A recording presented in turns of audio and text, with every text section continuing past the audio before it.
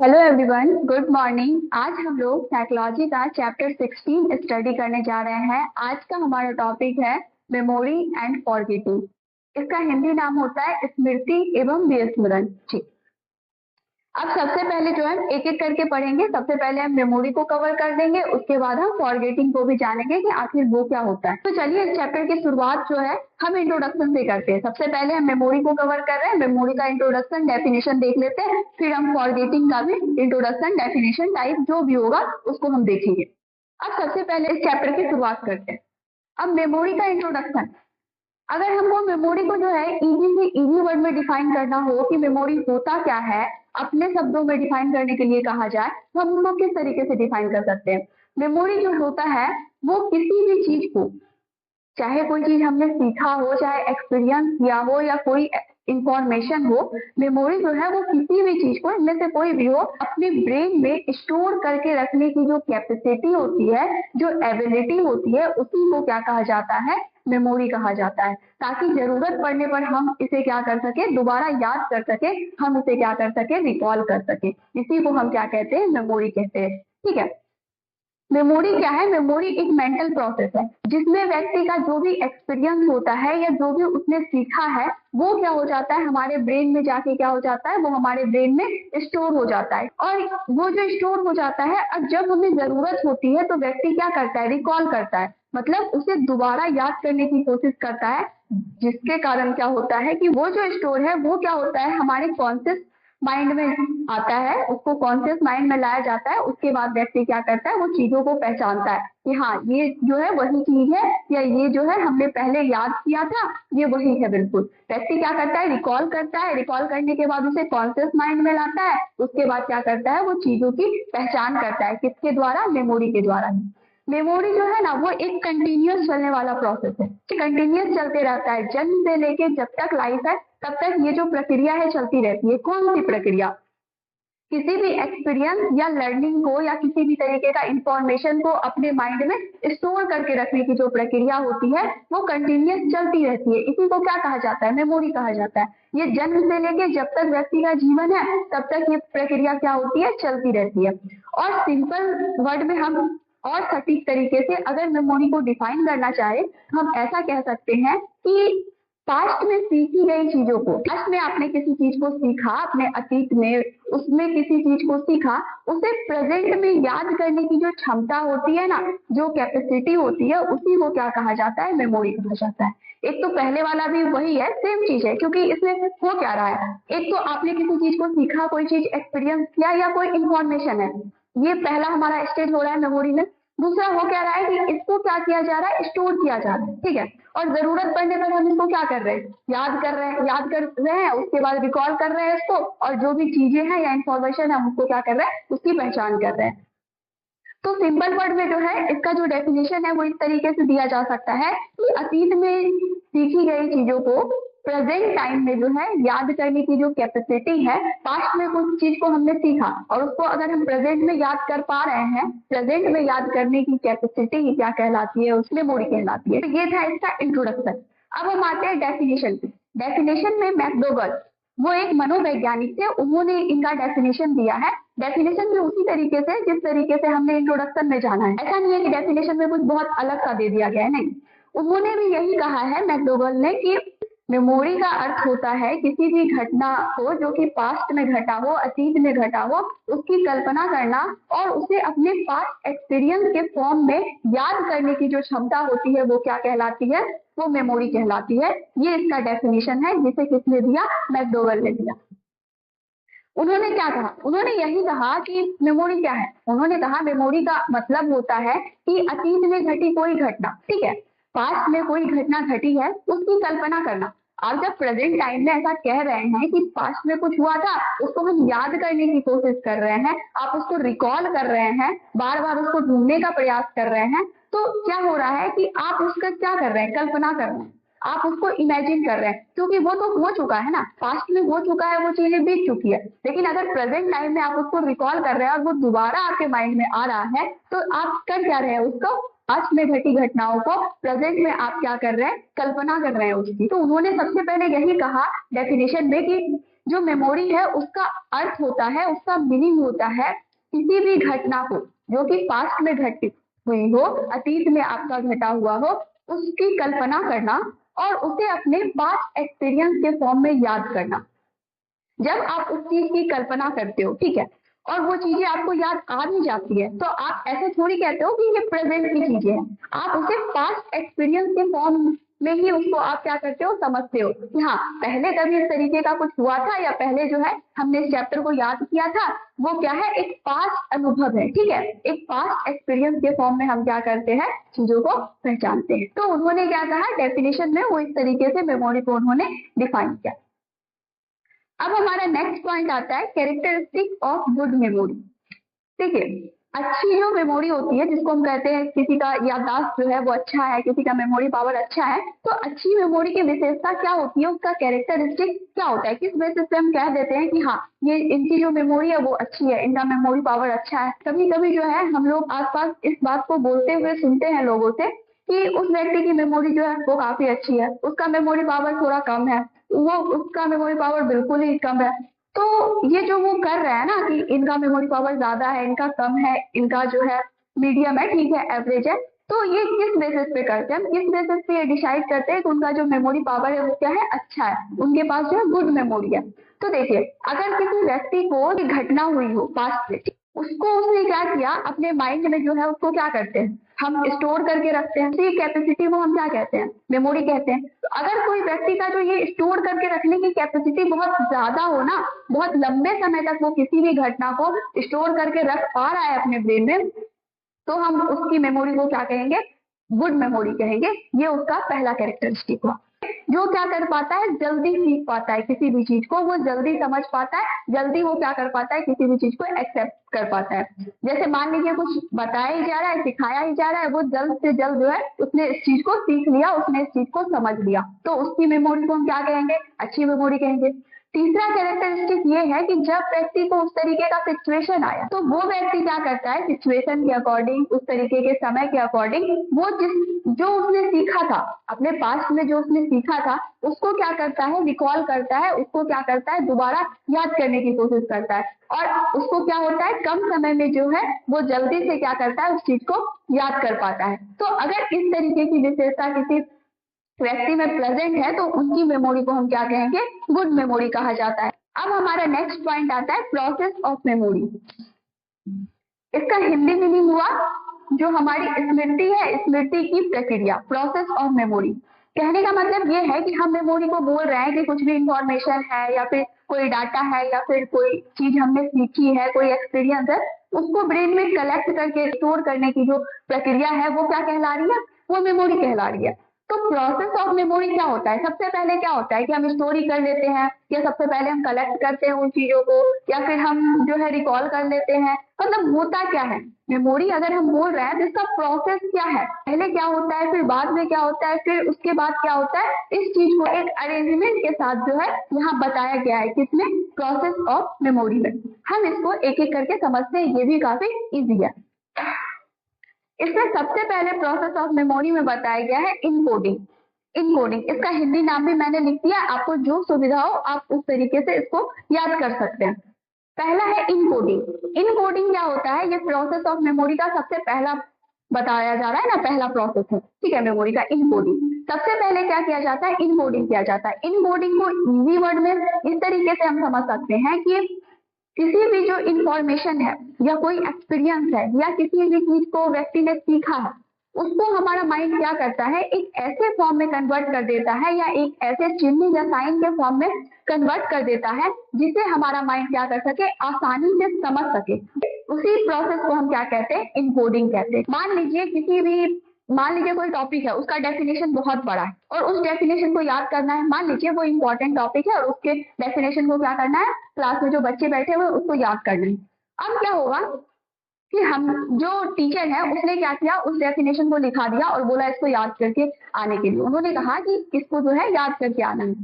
अब जो है इतना डेफिनेशन इतना बड़ा है, हो सकता है बच्चा रट ले, वो ठीक है, उसके बाद इतना सारा बड़ा डेफिनेशन है, तो बच्चा क्या करेगा, सबसे पहले उसका माइंड अगर इसको याद करना चाहता है, तो सबसे पहला जो प्रोसेस होगा वो इनकोडिंग का प्रोसेस होगा।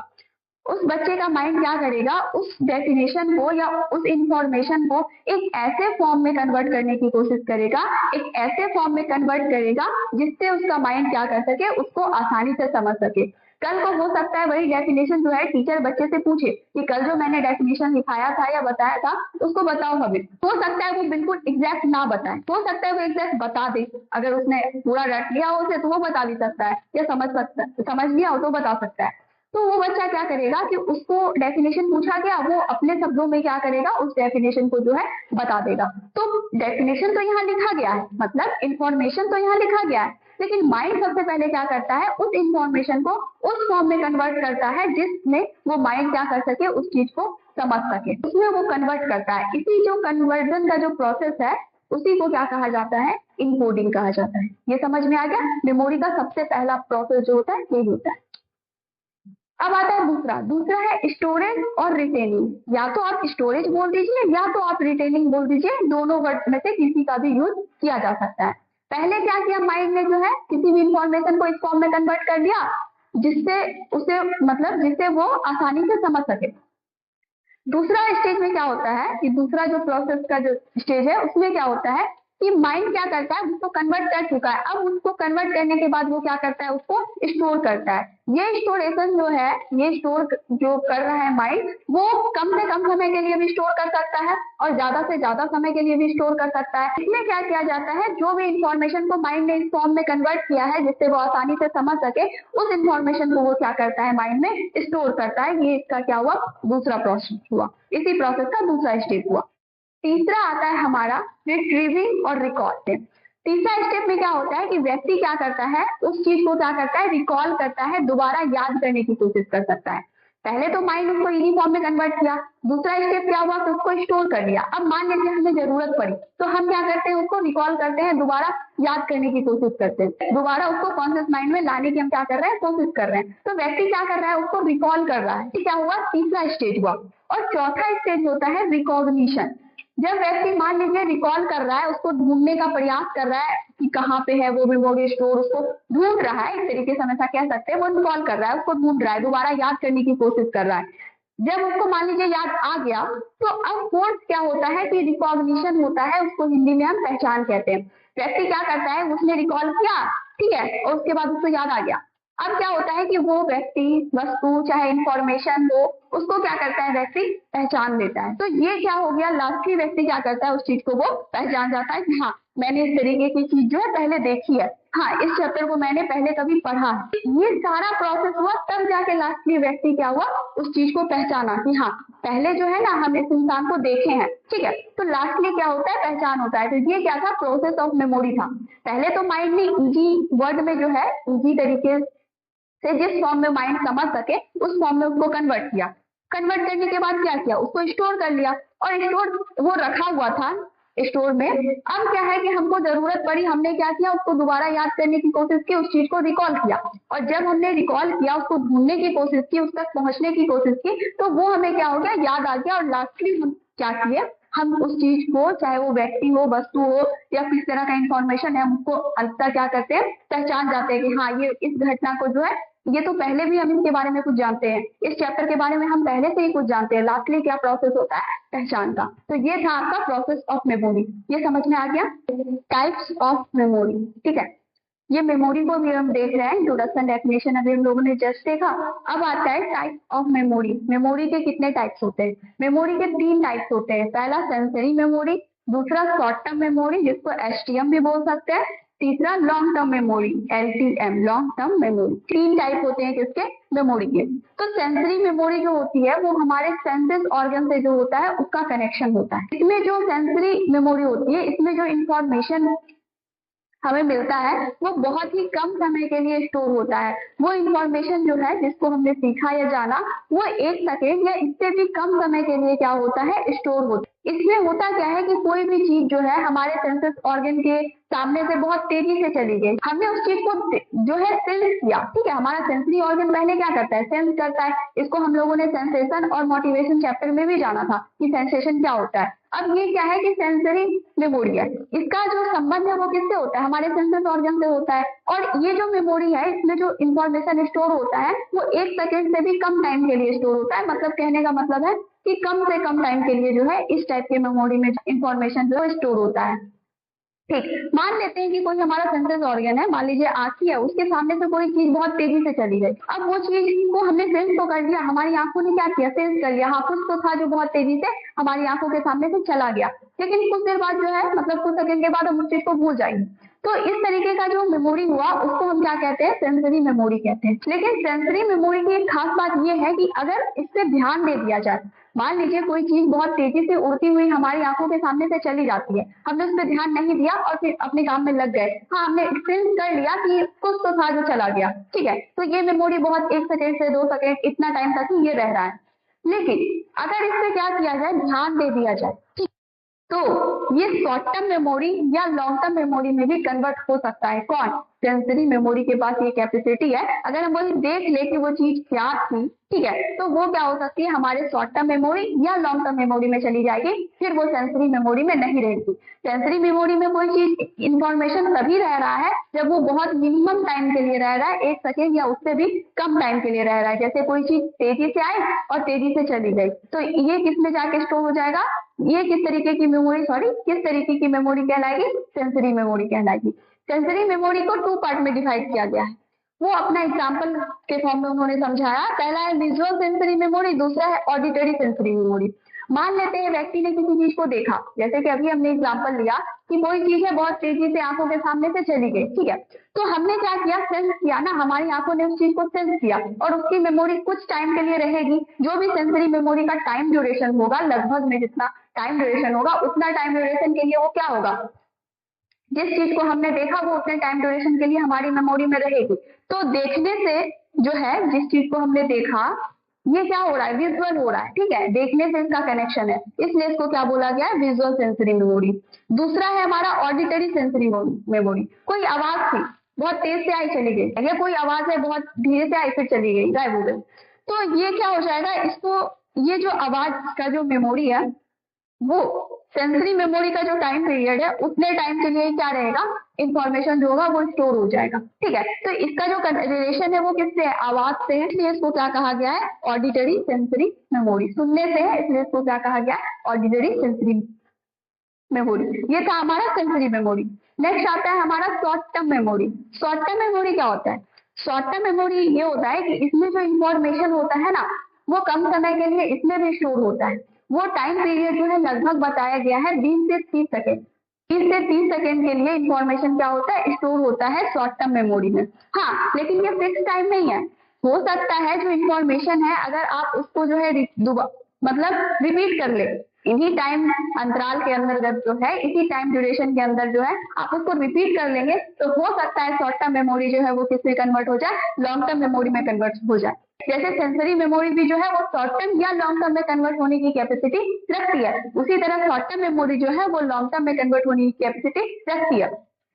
अब हमने कहा शॉर्ट टर्म मेमोरी में जो है लगभग जो बताया गया मुझे अकॉर्डिंग आपको बता रहे हैं 20 से 30 सेकेंड के लिए जो होता है वो इन्फॉर्मेशन जो होता है व्यक्ति में होता है स्टोर रहता है। व्यक्ति जो होता है इस चीज को उतना ध्यान नहीं देता है, अगर वो उसको दोबारा मतलब रिपीट कर लेना उसी टाइम ड्यूरेशन के अंदर तो हो सकता है वो उसके लॉन्ग टर्म मेमोरी में चला जाएगा। जैसे कि अगर किसी व्यक्ति को जो है इनको कॉल करना है उसके लिए उन्हें नंबर डायल करना है, उन्होंने अपनी डायरी निकाली और उन्होंने क्या किया, नंबर डायल कर लिया। अब उनसे जो है ये 10 सेकेंड बाद या 5 सेकेंड बाद उनसे जो है 10 सेकेंड 20 सेकेंड बाद अगर पूछा जाएगा कि नंबर बताइए तो हो सकता है कि वो व्यक्ति आपको 10 डिजिट बता दे जो कि उस नंबर में प्रेजेंट है, लेकिन हो सकता है ना भी बता पाए। क्यों, क्योंकि ये क्या थी, शॉर्ट टर्म मेमोरी में ये इंफॉर्मेशन गया था जब वो डायरी से जो है नंबर एक ही बार उसने क्या किया, डायल किया, ठीक है, और कॉल लगा दिया और डायरी को उन्होंने क्या किया, रख दिया। तो जब व्यक्ति से पूछा जाएगा कि नंबर बताइए तो वो व्यक्ति नहीं बता पाएंगे, या फिर उस नंबर का जो अरेंजमेंट है वो सही तरीके से वो नहीं बता पाएंगे। तो ये जो डायरी से नंबर देखना और उसके बाद उसको डायल करके कॉल करना, तो ये जो प्रोसेस हुआ यहाँ जो उस व्यक्ति को इंफॉर्मेशन मिला उस डायरी से, नंबर जो भी उसने किया वो क्या हुआ, वो शॉर्ट टर्म मेमोरी में हमारा चला गया। तो व्यक्ति क्या कर पा रहा है कि उसको फिर से रिपीट करने बोला जा रहा है तो वो रिपीट नहीं कर पा रहा है। क्यों? क्योंकि शॉर्ट टर्म मेमोरी नाम से ही क्लियर है, इन्फॉर्मेशन क्या होगा, वेरी शॉर्ट टाइम के लिए रहेगा। अब इसी पे व्यक्ति क्या करे, दोबारा से उस चीज को देख ले या 3 बार देख ले, तो अब जब उसको रिपीट कर लेगा तो वो क्या होगा, वही इंफॉर्मेशन वो उसके लॉन्ग टर्म मेमोरी में चला जाएगा। तीसरा हमारा आता है लॉन्ग टर्म मेमोरी। इसका टाइम ड्यूरेशन था 20 से 30 सेकेंड लगभग में। तो लॉन्ग टर्म मेमोरी में जो भी इंफॉर्मेशन स्टोर रहता है उसका टाइम ड्यूरेशन होता है 30 सेकेंड से ज्यादा, या फिर कई महीनों तक या कई सालों तक भी जो होता है वो इंफॉर्मेशन क्या हो सकता है, स्टोर हो सकता है। लॉन्ग टर्म नाम से ही क्लियर है कि इस तरह के मेमोरी में जो है कई कई सालों तक, कई महीनों तक, कई दिनों तक मेमोरी जो है वो स्टोर है। तो ये किसमें होता है, लॉन्ग टर्म मेमोरी में हमको देखने को मिलता है। ये था हमारा type of memory. Effect of interference on short term memory. अभी मेमोरी चल रहा है, मेमोरी का एक टॉपिक एक करके हम कवर कर रहे हैं।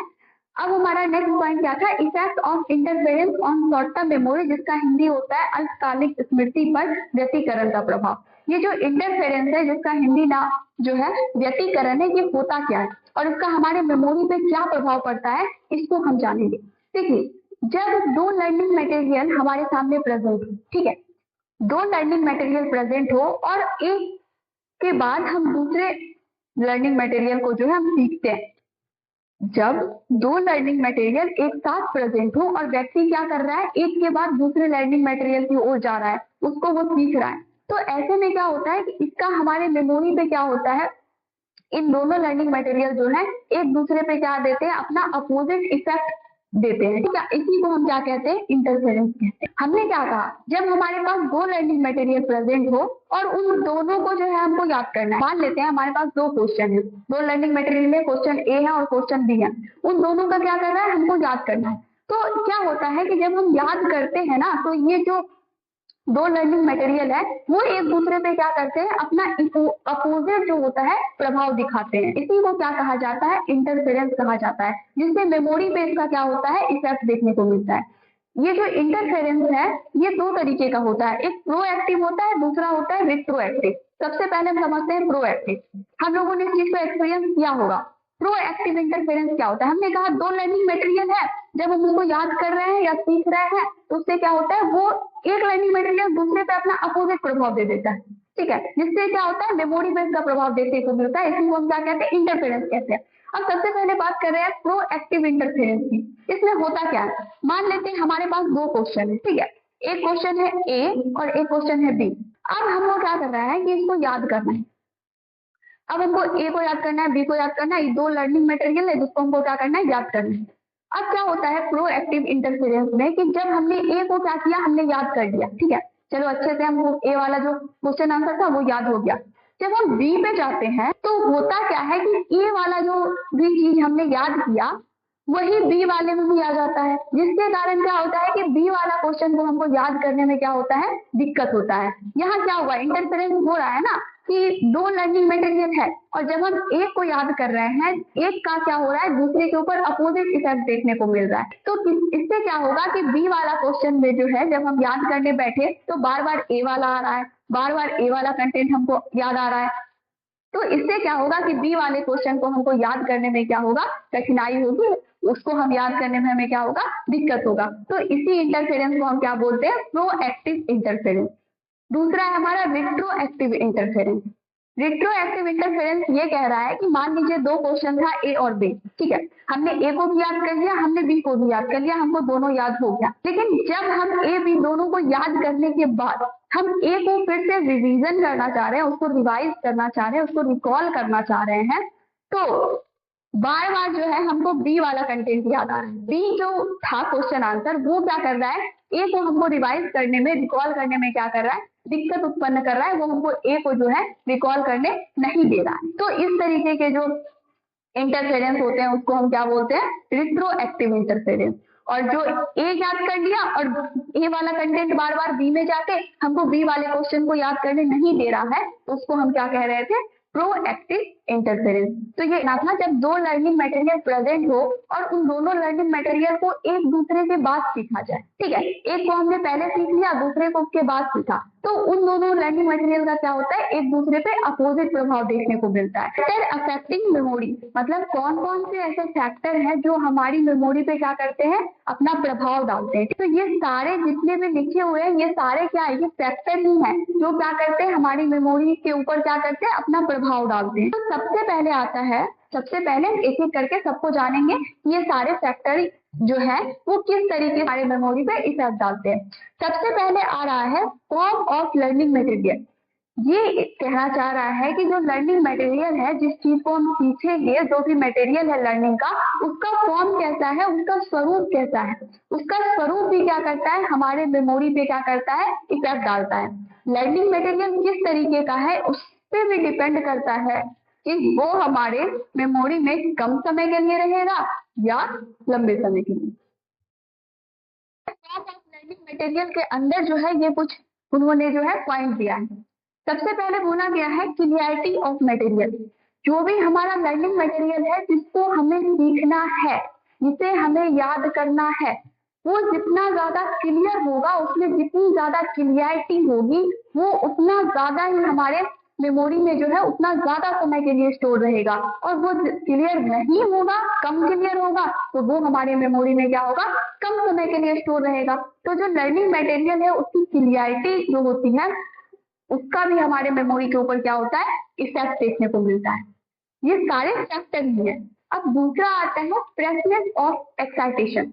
कहने का मतलब ये है कि जो भी मटेरियल है या जो भी उत्तेजक है वो कितना ज्यादा फ्रेश है। अगर वो जो घटना है वो एक दो दिन पहले की है तो वो क्या होती है कि जितना ज्यादा उसमें फ्रेशनेस होगा ना, वो हमारे मेमोरी में क्या होगा, उतना लंबे समय तक रहेगा। लेकिन अगर वो पुरानी हो जाएगी तो हो सकता है कि हम उन चीजों को भूल जाए। तो फ्रेशनेस भी हमारे मेमोरी में क्या होता है, अपना प्रभाव डालता है।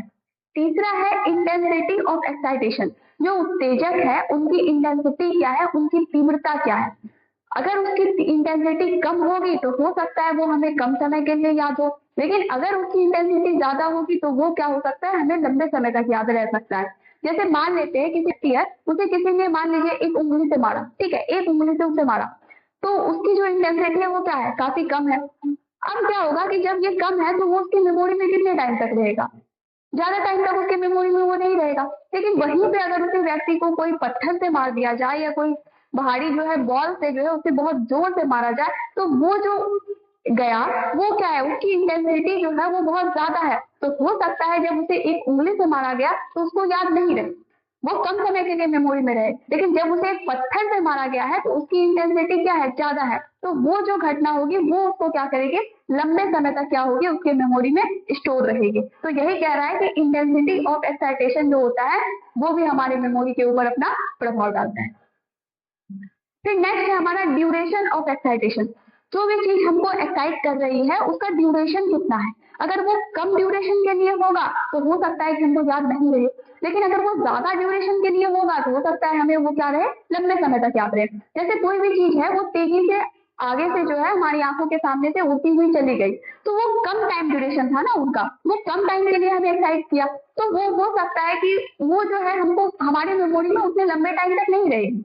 लेकिन वही कोई चीज है जिसपे हमने ध्यान दिया और उसे हमने देख लिया कि वो क्या चीज है, तो वो क्या करेगा, वो लंबे समय से, कोई चीज है बहुत धीरे धीरे जा रही है, तो उस सिचुएशन में क्या होगा, उनका जो टाइम ड्यूरेशन है वो क्या है, वो ज्यादा है। वो उसका टाइम ड्यूरेशन जैसे ही बढ़ा उसका हमारे मेमोरी में जो है रहने की जो क्षमता है, स्टोर होने की जो क्षमता है वो भी बढ़ गई। हो सकता है किसी एक चैप्टर को हमने जो है 5 मिनट 2 या 3 मिनट में जल्दी से कंप्लीट कर, हो सकता है कि वो हमें ज्यादा दिन तक याद नहीं रहे, लेकिन उसी एक चैप्टर पे हमने ज्यादा टाइम दिया, अच्छे से 1 घंटे बैठ के उसको अच्छे से समझ के याद किया है, तो उससे क्या होगा कि हो सकता है वो हमारे मेमोरी पे क्या हो, ज्यादा समय के लिए जो है हमारी मेमोरी में स्टोर हो जाए। तो ड्यूरेशन भी जो होता है वो हमारे मेमोरी के ऊपर क्या करता है, अपना इफेक्ट देखने को इस ड्यूरेशन का मिलता है। उसके बाद है क्वांटिटी ऑफ मेमोरी मटेरियल। देखिए जिन चीजों को हम याद करना चाह रहे हैं उसका क्वांटिटी भी बहुत इंपॉर्टेंट रखता है। ऐसा नहीं, अगर हम छोटी क्वांटिटी में किसी चीज को याद रखेंगे तो हो सकता है हमें याद रह जाए, लेकिन हम एक ही बार सोच ले कि हमें पूरा बुक ही याद कर लेना है, ये क्या हो गई, एक बड़ी क्वांटिटी हो गई। तो इस कंडीशन में याद हो भी गया, मान लीजिए हम को याद हो भी गया, लेकिन वो हमारे मेमोरी में जो है ज्यादा दिन तक नहीं टिक पाएगा। तो जो क्वांटिटी होती है वो भी क्या करती है, हमारे मेमोरी के ऊपर जो है अपना इफेक्ट डालती है। इसके अलावा इसमें एक और पॉइंट है, मीनिंगफुलनेस ऑफ एक्साइटेशन। मतलब ये कि जो भी चीज हम याद कर रहे हैं वो जितनी ज्यादा मीनिंगफुल होगी वो हमारे मेमोरी में उतने लंबे टाइम तक रहेगी। अगर वो मीनिंगलेस होगी तो हो सकता है मुझे क्या हो, जल्द से जल्द जो है वो भूल जाए। तो ये फैक्टर हम पढ़ रहे हैं। अब ये सारा भी जो है वो फैक्टर ही है, अभी तक भी हमने फैक्टर ही डिस्कस किया, अब आगे भी हम फैक्टर ही डिस्कस कर रहे हैं। फिर नेक्स्ट है हमारा एक्सरसाइज। एक्सरसाइज कहने का मतलब ये है कि देखिए यहाँ क्या किया, एक पॉइंट दिया, उसके अंदर इन सारी चीजों को डाल दिया, बस यही एक अलग किया और कुछ नहीं है। फिर हमारा नेक्स्ट है एक्सरसाइज, किसी चीज को बार बार अभ्यास करना, इसी को तो हम क्या कहते हैं, एक्सरसाइज कहते हैं। अब क्या है कि किसी चीज को हमने याद किया, अगर हम उसको बार बार अभ्यास नहीं कर रहे हैं तो वो क्या होगी, हमारे मेमोरी में लंबे समय तक रहेगी, और नहीं कर रहे हैं तो हम उसे जल्दी भूल जाएंगे। फिर तीसरा है हमारा मेथड ऑफ मेमोराइजिंग। हम याद करने के लिए किस मेथड का यूज करते हैं ये भी डिपेंड करता है कि वो चीज हमारे मेमोरी में कितने समय के लिए रहेगी। जब हम लर्निंग का मेथड देख रहे थे तो उसमें हमने देखा कंप्लीट मेथड और पार्शियल मेथड। तो कंप्लीट मेथड में होता क्या था कि हम बहुत सारी चीजों को एक साथ कंप्लीटली याद करना चाह रहे थे, और दूसरा था क्या, पार्शियल मेथड, मतलब हम चीजों को तोड़ तोड़ कर जो है हम याद कर रहे थे। तो यहाँ पे जो है मेथड ऑफ मेमोराइजिंग जो है, हम किस तरीके का मेथड जो है यूज कर रहे हैं किसी चीज को याद करने में, ये भी जो होता है हमारे मेमोरी पे अपना इफेक्ट डालता है। अगर हम कंप्लीट मेथड का यूज कर रहे हैं तो हो सकता है हम उस चीज को जल्दी भूल जाए, लेकिन अगर वही हम पार्शियल मेथड का यूज कर रहे हैं तो हो सकता है वो चीज हमारे माइंड में लंबे समय तक हमारे मेमोरी में स्टोर रहे। उसके बाद होता है अटेंशन। हम जिन चीजों पे ध्यान देंगे, जिन चीजों को ध्यान देके सीखेंगे, वो चीज हमारे मेमोरी में लंबे समय तक रहेगी, और जिन पे हम ध्यान नहीं देंगे वो क्या होगा, कम समय के लिए हमारे मेमोरी में स्टोर रहेगा। फिर नेक्स्ट आता है फीलिंग। फीलिंग का भी जो होता है हमारे मेमोरी के ऊपर इफेक्ट पड़ता है। मान लीजिए कुछ हमें अच्छा फील हो रहा है, ठीक है, कोई सुखद फीलिंग है, तो वो क्या होगा, लंबे टाइम तक जो है हमारा मेमोरी में स्टोर रह जाएगा, वो हमें लंबे समय तक कुछ याद रह जाएगा। लेकिन अगर किसी को कुछ बुरा हो गया, कोई दुखद फीलिंग हो रहा है, सैडनेस वाला फीलिंग हो रहा है, तो वो क्या हो सकता है, व्यक्ति उसको जल्द से जल्द भूलना चाहता है, उसको वो ज्यादा समय तक स्टोर करके रखना नहीं चाहता है। फिर है हमारा ऑब्जेक्टिव। ऑब्जेक्टिव का हिंदी होता है उद्देश्य। अगर किसी चीज को सीखने के पीछे या किसी काम को करने के पीछे का आपका उद्देश्य क्लियर होगा ना, तो वो चीज जो आपने सीखी है विथ ऑब्जेक्टिव जो है, उद्देश्य अपना क्लियर है आपका कि हमको इस चीज को करना है, इस काम को सीखना है, तो उसके कारण क्या होगा, वो चीज जो है आपके मेमोरी में ज्यादा लंबे समय तक रहेगी। फिर है हमारा 7 है बिग एक्सपीरियंस। कभी कभी लाइफ में जो होता है ना, कुछ बड़ा एक्सपीरियंस होता है, वो भी क्या होता है, हमें लंबे समय तक जो होता है या फिर पूरी लाइफ टाइम के लिए जो होता है हमें याद रह जाता है, वो हमारी मेमोरी में चला जाता है। जैसे कोई व्यक्ति है, उसकी मुलाकात किसी सेलिब्रिटी से हो गई, तो ये क्या है, उसके लाइफ का जो है एक बिग एक्सपीरियंस है, एक बहुत बड़ा अनुभव है, तो वो क्या होगा, उसको लंबे समय तक जो है ये याद रह जाएगा। उसके बाद आता है interest towards the subject material. जिस भी सब्जेक्ट को हम पढ़ रहे हैं या जिस भी सब्जेक्ट मटेरियल को हम याद कर रहे हैं, उसमें हमारा इंटरेस्ट है या नहीं है, ये भी हमारी मेमोरी के ऊपर इफेक्ट डालता है। अगर इंटरेस्ट होगा तो उस सब्जेक्ट से जो भी हम सीख रहे हैं, उस सब्जेक्ट मटेरियल में जो भी चीजें हैं, उनसे जो भी हम सीखेंगे वो लंबे समय तक हमारे मेमोरी में रहेगी। लेकिन अगर इंटरेस्ट नहीं होगा तो हम उसे जो है जल्दी भूल जाएंगे। तो ये सारा का सारा जो पॉइंट था वो क्या था, फैक्टर इफेक्टिंग मेमोरी। ये सारी चीजें जो है किसी ना किसी तरीके से हमारे मेमोरी पे क्या कर रही है, अपना प्रभाव डाल रही है। तो ये सारा समझ में आ गया, ठीक।